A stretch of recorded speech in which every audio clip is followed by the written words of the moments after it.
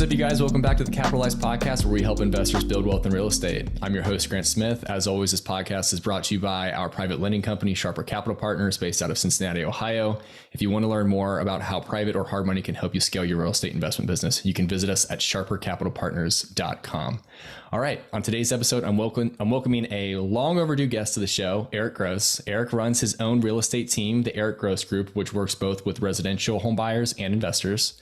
A little pretext before we get into the show, Eric and I go back to freshman year of college, where we randomly were assigned to the same learning community at the University of Cincinnati. Fast forward 4 or 5 years later, he helped me do my first private lending deal, which became the nucleus for the lending company that now sponsors this show. So without further ado, Eric, welcome to the show. Happy to be here. Glad you did all that reading off, because I would have definitely messed it up. So, you never get through that totally clean, but that was one of the better takes for sure. So before we go back to how you got started, let's start off talking about what you're currently doing, what your focus is professionally, personally, and then maybe talk a little bit about what it looks like running and scaling a real estate team, agency, I should say, both in Tampa and in Cincinnati. Yeah, so I have been a realtor for 5 years. We just recently, in the past couple months, started building our team up. The past 2 years, we've been top 10% agents in Cincinnati and Ohio. I think we were top 5% in Cincinnati. I've done a little bit over 50 transactions each year for the past 2 years. So definitely excited for that. It's been amazing. And our business is split pretty much down the middle. I have this up here. So we're half investors, half just regular retail clients. It's my wife and I. So she got licensed about 1.5 years ago, and she's been helping me. Before that, I was doing all of my business by just writing stuff down on notepads and trying to remember everything and having my ADHD brain go every which way. And she ended up joining us about 1.5 years ago. Now we have all these systems set in place. We have a CRM, we have follow-ups, we have this entire system built out. So thanks to her, we're able to grow it even more. But yeah, we actually started building a team.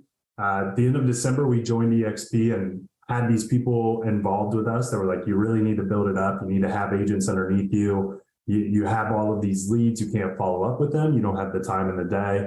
It was really difficult to let go of it, because for me, it's always been like my pride and joy you take a client from the beginning to the end, whether it's investor or retail. So I've had to learn over the past 3 months really how to let go of it, trust the people underneath us, put ourselves in that coaching role. And now we're kind of building it up. It's going well. Team members are hitting on all cylinders. We've got leads in Tampa. We've got pending deals down there. We've got pending deals up here, and we're growing it like crazy. I'm really excited to get into the business processes and systems, how you were able to take your basic formula for success and turn it into something that is scalable, because that's what great businesses are. And we talk frequently exactly about how we're doing that individually in our own businesses. Yeah. So I'm excited for listeners to hear that too. Before we get into all that, let's go ahead and back up. Why did you end up becoming an agent in the first place? And for a little context, why don't you tell everyone what you were doing at the time when you decided to become an agent? Yeah, so leaving high school, I was top 20 in a class of about 1,000 students. I had a 4.2 GPA, was the captain of my football team. I had been with my wife, my current wife now. We had been dating since junior year, and brilliantly had a kid at 18. So I turned 18 2 weeks before my son was born. Kind of threw out my plans of going to play college football, threw out my plans of making it to the NFL and signing $100 million contracts, which would have never happened. And so I started going to UC. I had scholarships, so we were actually getting paid, my wife and I, to go to school because of our grades. We were volunteering at Habitat for Humanity for the Cincinnati scholarship, which is where I met Grant. We were in the business at Lindner at UC. I made it one semester there, and I was like, I don't want to do business. I kind of knew I didn't want to do it beforehand. To me, it just wasn't my cup of tea. I love business stuff. Always knew I kind of wanted to either own a business or run a business, but I just felt like the education I was getting there doing that wasn't going to take me where I wanted to go. So stupidly enough, decided I would go into something I had no education on, which was computers. I went into IT, got my associate's degree, and was working at a pharmaceutical warehouse. So I was picking up boxes, placing boxes on a cart, scanning said boxes, walking boxes to the front of the line. packing up the boxes, taping the boxes, weighing the boxes, and sending them out. One day I'm at work and I see this guy named Grant walking down the aisleways, and I'm like, is that Grant? I'm like, this is weird. Is like, are they bringing UC students through here just to kind of show you like the systems and processes? So I yell from like 15 aisles away. I'm like, Grant, Grant, Grant. And he stops in his tracks and he's like, no way. So start talking and find out that this is actually part of his business. And I was like, cool. That's funny that works that way. And we stayed in contact. So when I was working at that warehouse, I was new in high school that I really didn't want to work a 9 to 5. My brain doesn't work that way. Anybody who knows me, I have squirrel brain, I have ADHD, I can't sit still for more than 2 minutes. So sitting at a desk for me, I mean, it's pretty much hell on earth for me. If I have to sit there and just constantly, type away at a keyboard, you could pay me 400 grand a year, I wouldn't do it. I like being up, I like moving, I like, I like feeling like I have control of my time. So working at this warehouse at least was nice because I was moving around, but realized that obviously this was just short term. Once I got out of school, I needed to figure out something to do. I needed to support my family. I needed to provide. I really hated the fact that I was always away from my son. So one day on podcasts, I pulled up Bigger Pockets, talks about real estate investing, had done a little bit of reading into it. And I'm like, dude, I'm in this warehouse all day. I'm just going to listen to at that time, there was like 370 episodes. I listened to all 370 like 3 times. I put my podcast on 2x speed. I'd pack boxes all day and would literally just listen to this podcast, absorb information, take tidbits, kind of figure out what I wanted to do. Didn't get licensed at that time. I'd actually started working with a couple of agents to find my first buy and hold property, had saved up some money. I've always been frugal. Did that for, I don't know, probably 6 months. Realized the agents were just in it. And it's nothing against them, but they were just in it. They were excited to get their commission check. They didn't care that I wanted this property to cash flow. They didn't care to help me out. They didn't, unless it was like, hey, I'm getting a good commission for this. I always got put on the side burner. So one day I just told Katie, I'm like, I should get my real estate license. I said it jokingly, thought about it a little bit. And I was like, you know what? I'm going to get my real estate license. So that was kind of the end to it. Long-winded story. So the nucleus there or the driving force for you getting your real estate license, was it so that you could just offer on properties that you wanted to buy as an investor and not as much to be a residential agent?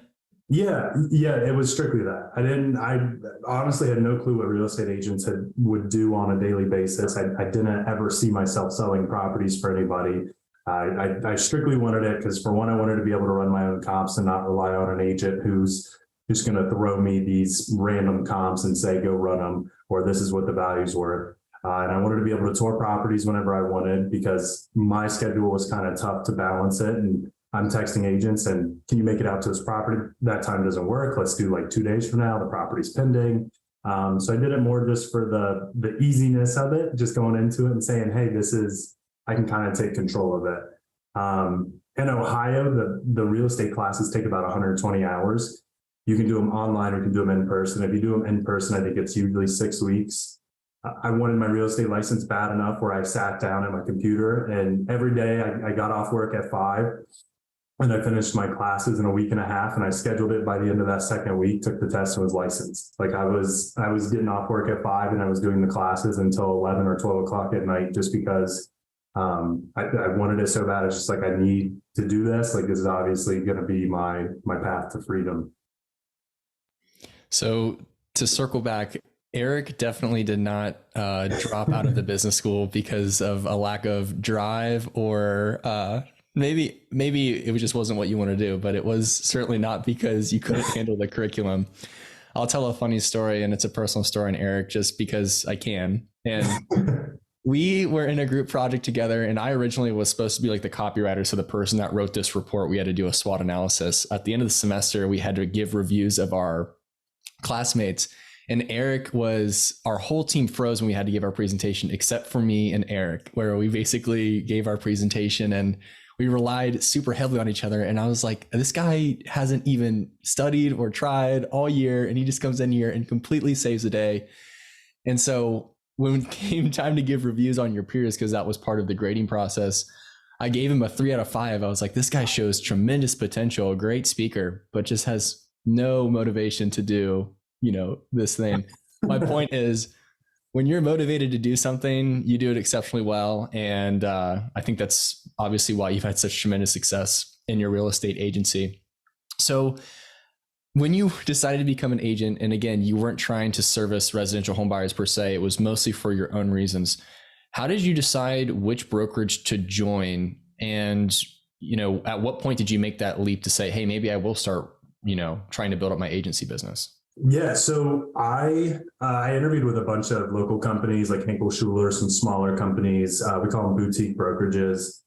Just didn't have a fit with any of them. I actually called Comey and Shepherd to schedule, which is still kind of local to Cincinnati, to schedule an interview. And they're like, "Are you in this full time?" I'm like, "No, I got a full time job." They're like, "But we won't interview you." And I was like, "Okay, that's fair."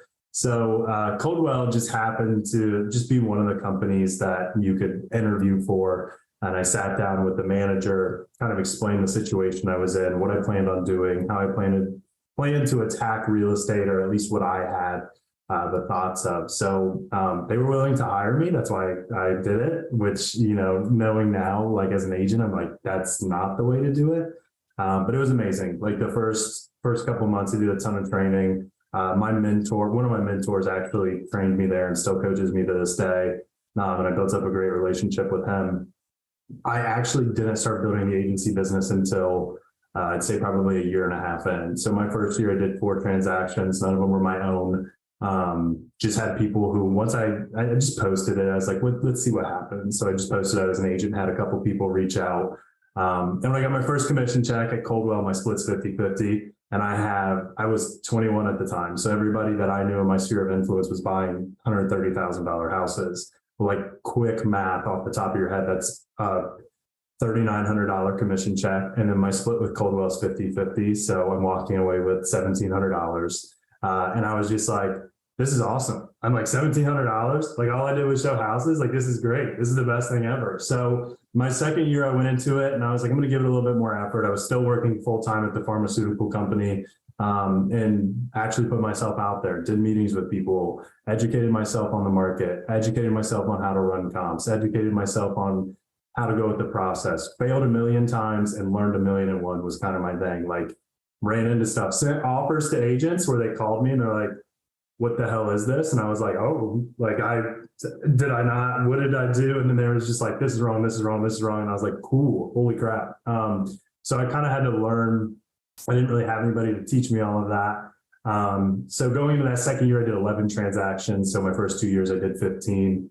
And then ironically enough, the way that I jumped into real estate full time was at the pharmaceutical company. It got bought out by a McKesson. It's like a top 5 country or company.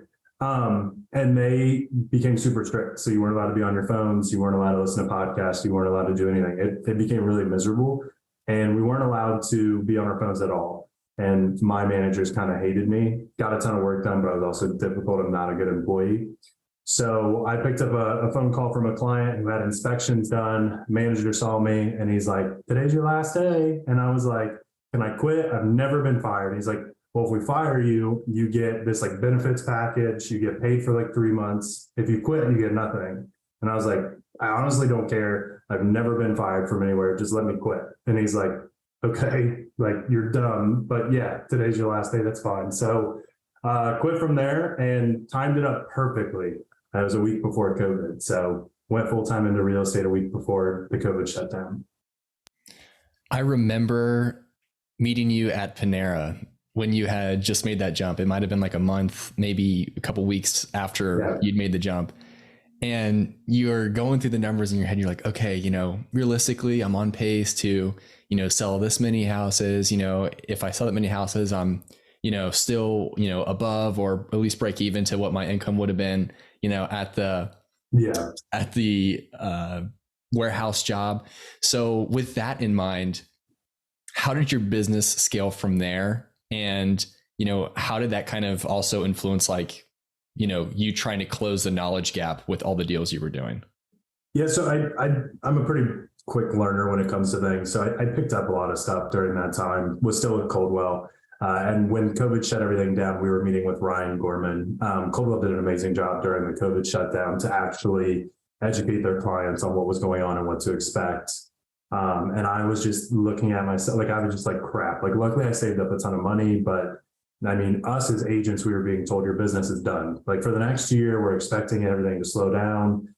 We didn't expect the rate slashes we had received from the Fed, which was going to drive up interest way beyond demand. So, there was a lot of experienced agents who were thinking, I'm not going to make anything. And here I am having done 15 transactions. It's like, I just left my full-time job. I'm definitely not going to make anything. So, but slowly I started to build it up. I kind of hunkered down. When I had all that time, I had to figure out how to use it because I'm going to be honest with you, the first month, I think I played like 15 seasons in Madden with the Tampa Bay Bucks. Like I did not work at all. Like I was sitting in my room, just like Tom Brady wasn't with the Bucks yet. I'm a huge Bucks fan. I had Jameis Winston. So like I had Jameis Winston 99 overall. I had the Bucks winning every Super Bowl. I'm like, this is slick. Like I should have done this way long before this. And then I was like, yeah, I can't do this forever. So I started a time block. I started to build out my days. I started to say, I don't care if you play 6 hours of Madden a day. The first 4 hours have got to be prospecting, making calls, sending out text messages, using sphere of influence, messaging people on social media, putting out educational videos. And I was doing all this stuff kind of at once. Business started trickling in. Still wanted to work on the investment side, still was looking for a buy and hold property, was still wanting to do flips, was still had that aspiration, but was just trying to ground myself and realize that if I had the retail clients, I would be in a better situation to make those decisions. So actually one of my buddies that I'd met at an investor meetup had posted on Facebook and he's like, I'm looking for an admin. Does anybody know somebody who would like to just be paid hourly to do admin work? And I responded in Messenger and I said, dude, I'd love to do your admin work. Like, what's up? He responds back with, you got a second for a call? So I answer the phone. I'm like, hey, what's up? His name, ironically, is Eric. And he's like, don't take this the wrong way. I know you. You would suck at admin work, so I'm not hiring you. And I was like, that's fair. Like, you're not wrong. Like, I was like, I don't know why I responded to that. I just did. And he's like, I appreciate it. And I was like, I'll keep an eye out and let you know if anybody is open for that. Calls me a week later and he goes, you suck at admin, but I think you'd be good at marketing. Do you want to do my marketing? Be pro bono. I'm going to pay you like $200 a week. And the pay for me wasn't as important. It was the experience of being able to do it. And I was like, let's do it. So I basically would go to the properties and take update videos. I would kind of do, I was essentially his boots on the ground. I'd be like, this is the work getting done at the property this week. This is what we've seen progress wise. Do you mind if I take a Facebook Live video? So I'd walk these properties on Facebook Live, have actively probably 10, 15 people tune in, but over a couple of weeks, they would get 300, 400, 500 views. And after that, it kind of just took off. I had a lot of people who, when they thought of real estate, because I had done that consistently, I was the first person that came to mind. So I had the education, I had the drive, I had the willpower. I definitely had a lot of luck on my side, and it just placed myself in the way of that opportunity.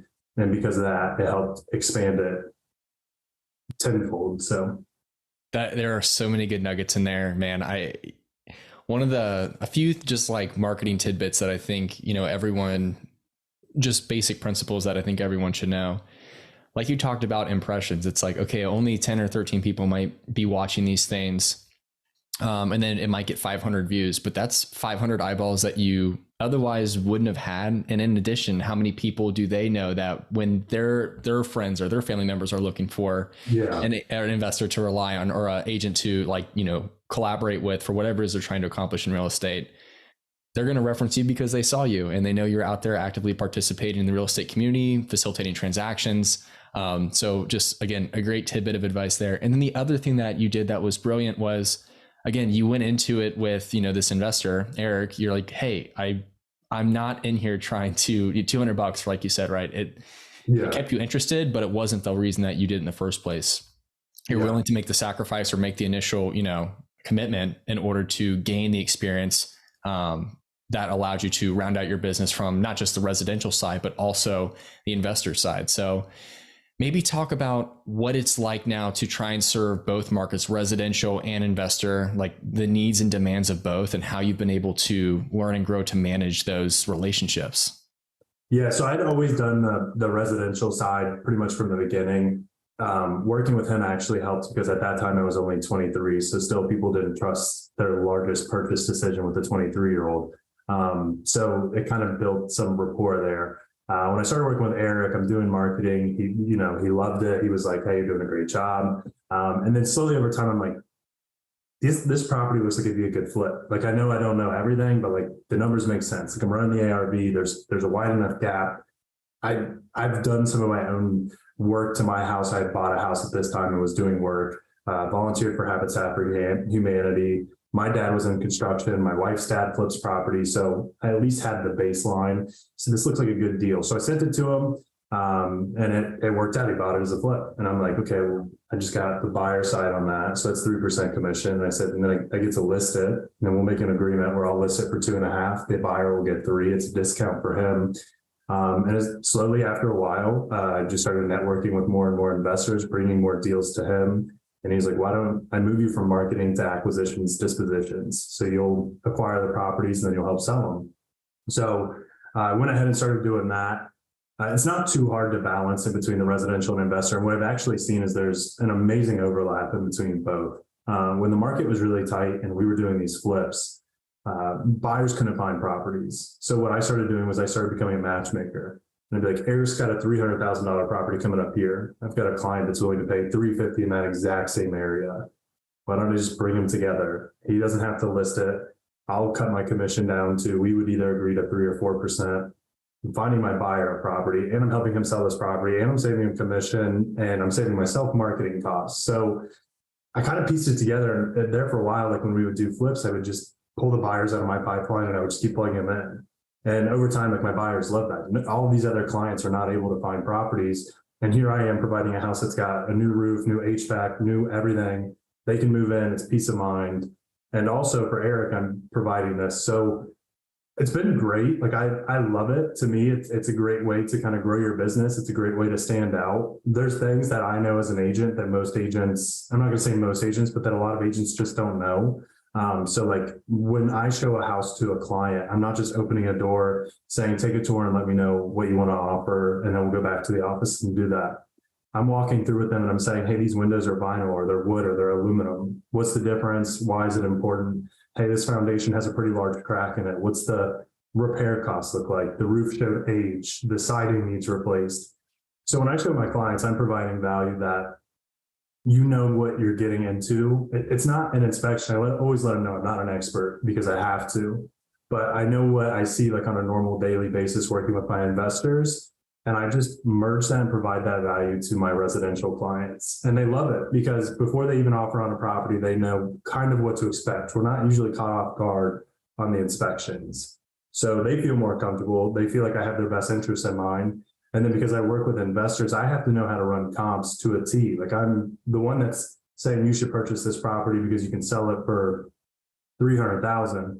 If I'm far off on that, if I'm, let's say 10% off on my comps, my investor is losing money or breaking even. So it's a huge deal. So we know how to run comps. We've gone through all of that. We know what to look for, how to go about it. So when my retail clients want to offer on a property, I'm providing those exact same comps I give to my investors to my retail clients. And they love it because they're not like, I'm not going to be the agent that's like, well, just tell me what you're comfortable with paying. Oh, 50,000 over. Okay, let's go ahead and type that in. I go, well, I just ran comps and, it can go for maybe 20,000 over. If you want to pay more than that, that's fine. You'll be a new comp in the neighborhood that'll help out, but the highest comp is 320. So that's what we should go for. And it's a like property. Again, so many good nuggets in there. I think the thing to take away is, the additional knowledge that you've gained from working with investors has tremendously served you and your ability to service your residential customers, because like you said, it just adds a layer of knowledge that anyone who's just traditionally working in the residential space as an agent might not be as privy to, or certainly hasn't gone into the detail that you've had to go into. Because again, on the acquisition disposition side, your job is to not necessarily perform the scope of work, but to get a rough estimate of what it's going to take to get these properties up to the ARV that you need to sell them for the profit that the investor is looking for. Yeah. And that's really what the huge value is. Because I think a lot of the agents that you or investors that you probably work with do have an agent license, but Yeah. they choose not to use it. And maybe you elaborate a little bit on why they choose not to. Yeah, so I've actually got a couple of investors, Eric being one, that had his license that just didn't want to use it. And I always thought, I'm like, dude, you're paying me commission. You could save yourself that commission. It's so weird. And then once I actually started working with him, I realized why. One, when you're listing a property, it's a lot of work. So we don't just throw a yard in the sign, and that's residential and investor clients, or retail clients and investor clients. I'm not just throwing a yard in the sign, walk away, even in this hot market. I know that every eyeball that sees that property, every opportunity that a buyer has to walk into that property and see it and make an offer, is the best chance to get the most amount of money, for whether it's my retail clients or my investor clients. So when I list a house, we have like a whole checklist of items that we go through, starting with professional photography that goes on to direct mail marketers, open house flyers, door knocking flyers. We always try to do at least one open house within the first 2 days of listing, but we'll typically, now that we have a team built up, we'll do an open house the first day it's listed, the second and the third day. We don't just go up to an open house 20 minutes before, open the door, sit there, hope people come through. It's listed on the MLS. We get there typically an hour, hour and a half before as a team, and we have flyers that we door knock on every door. We're doing it to also pull in more business, but we just go, hey, this house is being listed in your neighborhood. If you have somebody like a friend or a family member that you want to move closer to you, take this flyer. My number's on there. Feel free to reach out to me. We have open house signs that are branded Eric Gross Group with us and the team's photos on it. We don't put out just one sign in the yard. When we get there about an hour, hour and a half early, we walk around with those signs, and every possible entryway to the neighborhood, we put out anywhere from like 30 to 40 directional signs. So it's overkill. So anybody in that neighborhood knows that we're listing the property. Anybody driving by should know that we're listing, have that open house being run. If one extra person sees that and throws in an offer, it makes a huge difference for us.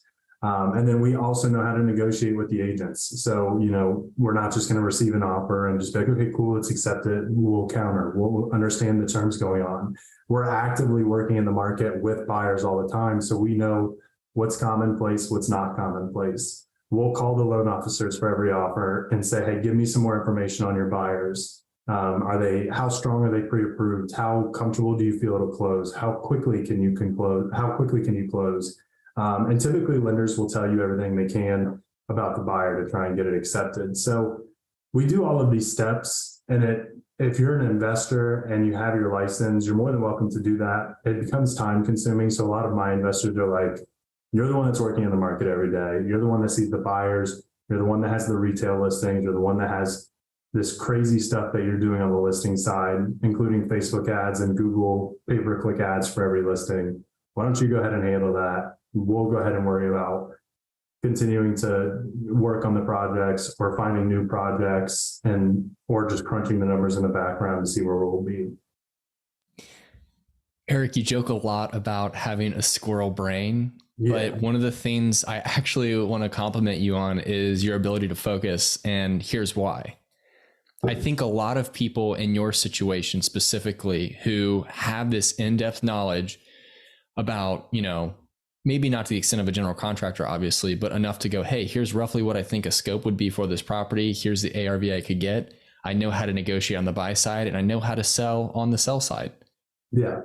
But you still work as an agent, and you don't necessarily do really much work in terms of, fixing and flipping or, purchasing rentals in your own name. And I kind of want to get your 2 cents on that, why you've really focused more on being an agent as opposed to, purchasing assets to fix and flip yourself or rent out yourself. Yeah, I get this question a lot because people are like, if you're finding those properties, like it's unnecessary to have an investor involved. I'm finding the properties and helping sell them. I'm helping work with the contractors and all this. Why don't you just do it yourself? One, it's just easier to run the agency side while I'm doing it because we're building it up to a full business. So I think the thing that I messed up with when I first wanted to invest in properties was I had the, what's it called? Shiny object syndrome. So like one day I was like, I want to buy and hold, and I want to flip, and I want to do these seller finance deals, and I want to wholesale, and I want to buy commercial property, and I want storage units, and I want apartment buildings, and I want everything mobile home parks. I want everything. And I didn't do any of it because I would constantly switch it like all the time. Like I was just like, okay, well, this week I'm focusing on buy and hold. Next week will probably be flip.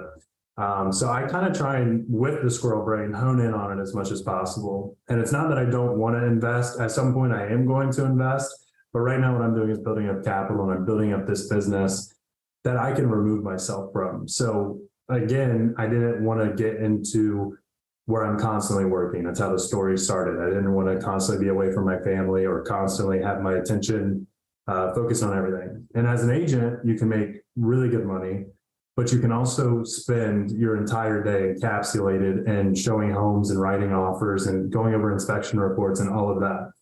And it was this like past 2 years where I was super busy. The first year of that really busy year, Katie wasn't licensed yet. So it was just me. And I was like, I was going a million different directions at a million different miles all the time.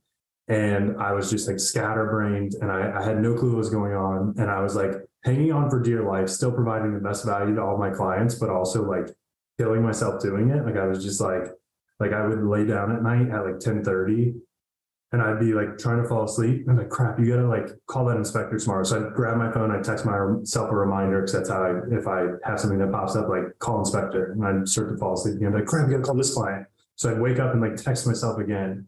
And I'd wake up in the morning to like 15 texts of like must do items for the next day.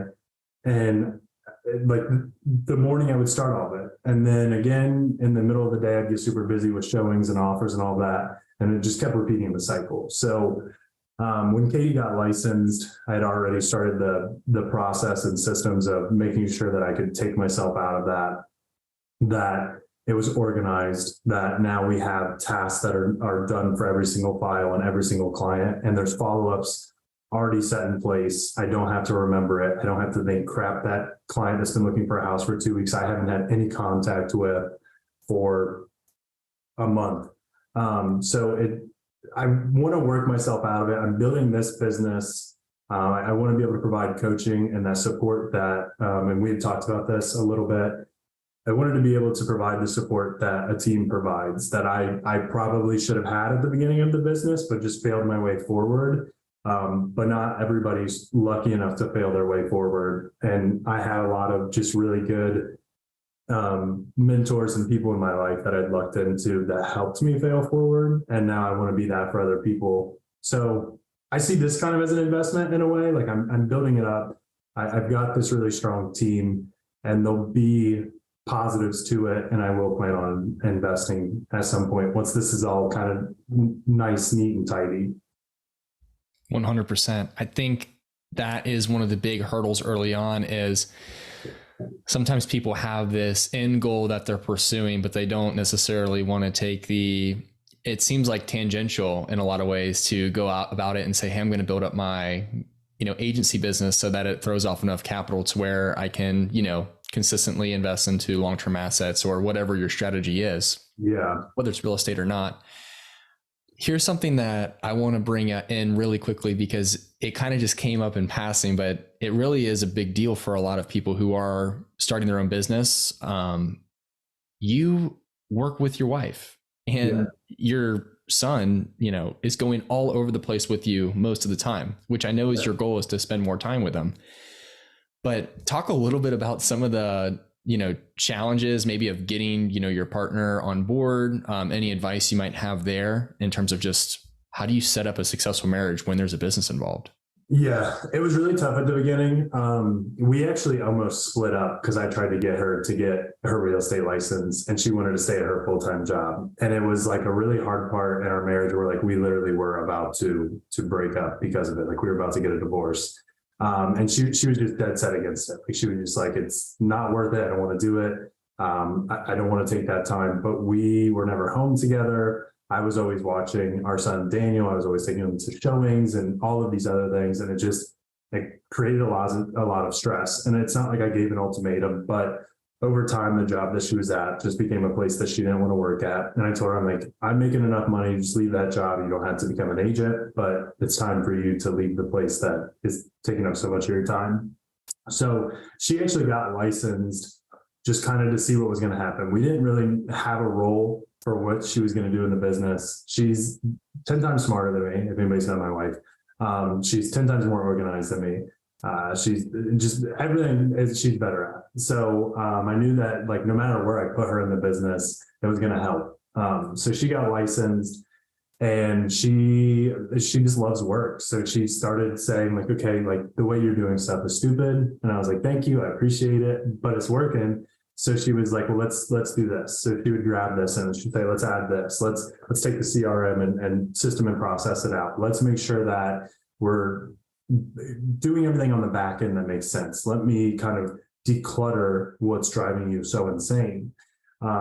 I'm really good at talking to people. I'll have a conversation with anybody at any time, at any given, just all the time. She hates that. So we actually play off in opposites. Like she doesn't like to talk to people. I handle every phone call and conversation. She doesn't like to bring on new clients or have that or do the presentations. I love it. Like I'll talk forever. So we actually like feed off each other really well. If I didn't bring her on, the business wouldn't be where it's at right now. The team wouldn't be where it's at. And then for our son, he goes with us to all of our showings, open houses and everything. But he loves it. So like we were playing catch in the yard and I was like, he dropped the football and I'm like, you're not going to make it to the NFL if you drop the football. And he joked around. Well, I was joking around and obviously like, I'm just kidding. And he was like, well, I don't want to play in the NFL. I'm like, what? Like, why would you, what do you want to do? And he's like, oh, I want to get my real estate license. So I'm currently trying to talk him out of that. No, I'm just kidding. But he loves it. Like there's a lot to it. He understands the value of money more than any kid I know. He saves up a ton of money in his wallet. He'll count it. He knows what's going on. He understands what it's like to go through business stuff. He understands, like he'll walk around houses with clients and say, this needs replaced or this needs replaced, or he'll literally just be like, the layout's a little weird in this house. And I'm like, dude, you're 8. Like, where are you getting this from? So it's been a blessing. Like I wouldn't have it any other way. It's time I get to spend with him. It's time that I get to kind of like impart to him the knowledge that we've kind of gained being in it. But whether he gets into real estate or not, it's something that I know like can't be replaced. It's education that schools will never teach. So he kind of gets to see it hands-on. Terrific, man. Yeah, no, I think there's a lot of stuff that I wish I would have been exposed to early on as a child. And I think that he is getting an absolute masterclass in being around you and your wife and all of the experiences that come along with running and growing a business. I want to circle back to the team you're building. And specifically, I want to talk about, there's a lot of investors out there who are thinking and contemplating about becoming an agent. Like you talked about early on in your career where you said, hey, I'm going to become an agent so I can do stuff for myself because it's going to help me get closer to acquiring real estate. Yeah. What advice would you give to someone who's weighing that decision, who goes, hey, I want to be an investor and I think an agent and like becoming an agent is the next step for me? I'll split them up into 2. So like the team, what we've done is, so we have 3 agents right now, not including myself or Katie. We're actually moving to Tampa. We're licensed in Tampa. We have clients in Tampa, but we still have clients up here. So that was kind of the genesis of building the team. When I joined EXP, I had a lot of just really intelligent guys who are selling, upwards of 100 million in real estate a year, who like, you're giving up a really large opportunity, built this business, don't just leave it. So I had to figure out a way to make it make sense. My first thought was I'll just refer off all my business. So when somebody comes in or a past client will say, hey, I can't take it on right now, but I have an amazing agent up there who's going to help you. But then you're splitting it. You're only making like 30% a transaction. It just didn't make a lot of sense for me. So I thought, what if I bring a couple of people on who are already licensed, who are maybe in the same struggles that I had my first 2 years of being in business and want to grow and can grow. So I brought on my first couple agents within the first month of being at EXP and just let them know, I'm like, look, if you want to be on the team, we'd love to help. If you don't, completely understand as well. And both said they wanted to be on the team. So again, kind of the same as the first 2 years of me in real estate, we're failing forward. I didn't have everything set up perfectly to start. They got the leads, they still got the training, they still got the mentorship, but there was still a lot that had to be fixed. How we did things, how we ran things, how we were structured as a team, what to expect, what were the expectations for the team, what were the expectations for myself. And we've constantly just been setting those up. So we jumped in without a plan. I kind of knew that was going to be the case. And it's been amazing. Like the team is really picking it up. The 3 agents we have underneath us are absolutely amazing. They put in a ton of work. They are running all of our Ohio leads. We've completely removed ourselves from it. They're getting new buyers pre-approved every week. We've done practice listing presentations. We've done as much coaching as we can. Even just Saturday, we hung out as a team, just as a like team bonding thing. And I mean, before we did anything, I'm like, do you guys do write-offs? And they're like, no, what do you mean? I'm like, you need to download this app and this app and this app. And these should be things you're tracking every day, like your mileage and like coffee and like these drinks we're about to have. These should be write-offs. We're talking business. And IRS, we talked business. So if you're listening, I promise. So we took them through all of that. We made sure that to help them grow their business where I didn't have people growing mine. And we continue to plan on building it and bringing on 2 to 3 more agents up here.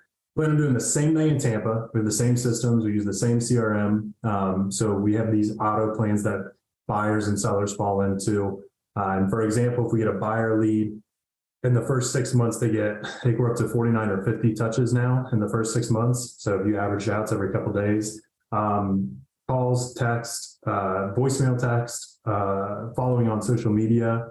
We have a buyer's tip campaign that we made. It's 10 items long, but it's like do's and don'ts of buying a house. We have the same thing for sellers. We have listing reports. We have market activity. We have what we're seeing in the market. We have this entire plan filled out.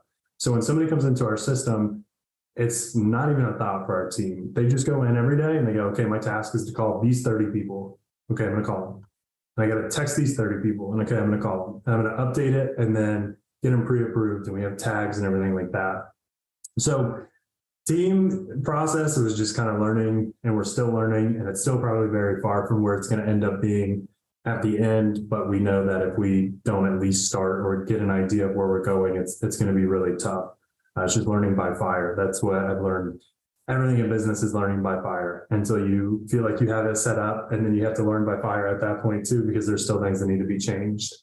I don't remember what the next. Oh, so if you're an investor and you're thinking about becoming an agent, we actually run training every first Thursday and third Thursday of every month. So Investor Agent Nation. So this was kind of a way for me to be able to give back. When I joined EXP, there was a guy, Randy Zimnick. I had watched a lot of trainings, and he works with a ton of investors.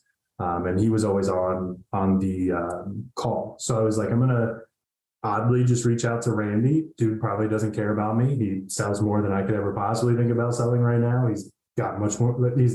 His experience level is through the roof. So I joined, and I called the guy that I joined. I said, can I get Randy's number? And he's like, yeah.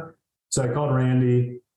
Very funny conversation. It's like, I have no clue who you are. Did you join underneath me? Why are you calling me? What is this about? And I was just like, this is going to sound really dumb, but I started working with investors. I always loved the investor part of the business. I've heard you have the discussions talking about investors, the investors you work with, how it's helped your business. I clearly have the blueprint of how it's helped my business. A lot of agents don't really know that. There's also a lot of investors that don't know that. Why don't we start a training where we can kind of, it's a symbiotic relationship. So if you're an investor and you want to become an agent, I say do it. If you're an investor and you want to become an agent, realize that there's going to be costs associated with it. I'm an agent, so I lean more towards find somebody who that's their wheelhouse. But at the same time, if you want that license, it's not going to hurt. I mean, it's a write-off. Like, you can absolutely use that license. Even if you have that license, though, I would still find, at least for the beginning, somebody who's going to be that market expert for you, because you're not going to get your license and know what to do. I mean, you'll know how many square feet are in an acre, 43,560, because the Ohio State test requires it and beats it into your head. But I had no clue how to run a business. I had no clue how to run comps. I know nothing. So it took a lot of education. So find a market expert that you can use in that situation. Yeah, I think there's a lot of value in. One of the questions I had is, when someone joins your team, what value do you bring that you wish you would have had when you first started? And, you know, without me even bringing it up, you answered that, right? I mean, all of Yeah. the leads basically being fed to them. You have given them a system in which to operate and perform effectively. Mhm. But I am curious, in a day-to-day operation, what role do you and your wife play to make it all go? Yeah. So I'm the money behind it. I just buy leads. No, I'm just kidding. So we every day I try to do at least a meeting with the team members. But I also just get phone calls. What do I do here? How should I follow up with this lead? I'm running into this issue. So we're kind of the soundboard. Like when somebody has a question for the team, we're there to kind of let them know what's going on. Um, in the CRM, every day we run reports. So I know exactly who's being called, when they're being called, how often, like how it's speed to the lead as an agent. So are we maybe slacking on following up with the leads? Are we missing out on opportunities? Are we following up in the CRM?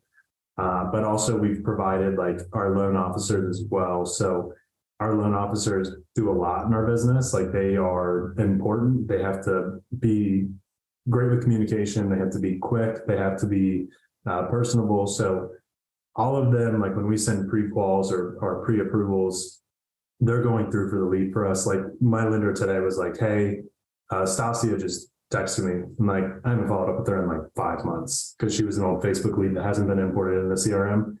And I was like, how'd that go? I was like, haven't followed up with her in a while. And he's like, oh no, she said she's still going to use you. Like we're running over her file right now. So I just drove home the point that you're going to be her agent. She'll be giving you a call today. And I was like, nice. So like that kind of stuff we built out for them.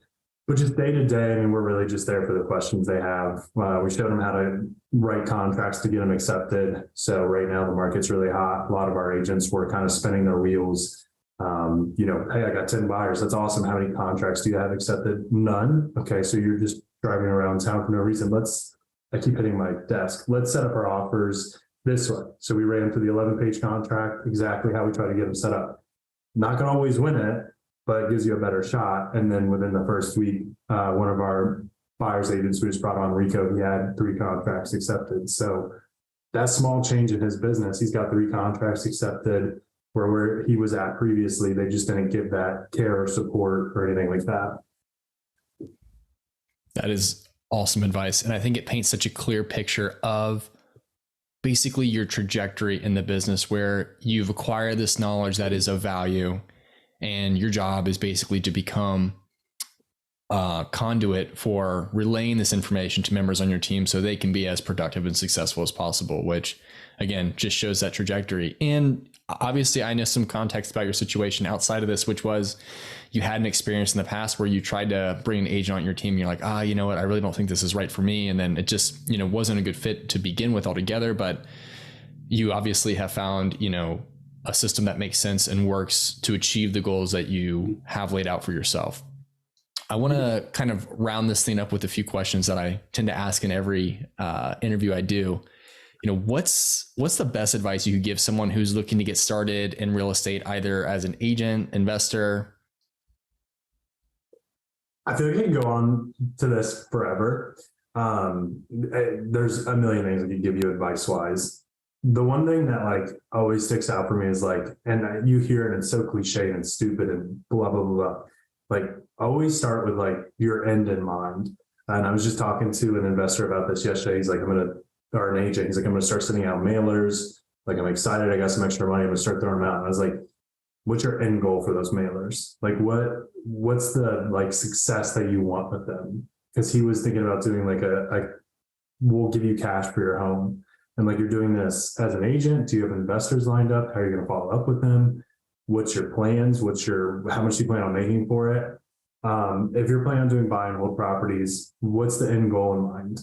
If you think you're going to buy 5 houses and retire, I'm sorry, you're not. So like, what's the goal in mind? And like start with the end and work backwards, reverse engineer everything. And it sets up like a actionable step where if you start at the beginning and you're just like, okay, well, this is the first thing I should do. And then when it doesn't work or anything like that, it's very short-sighted.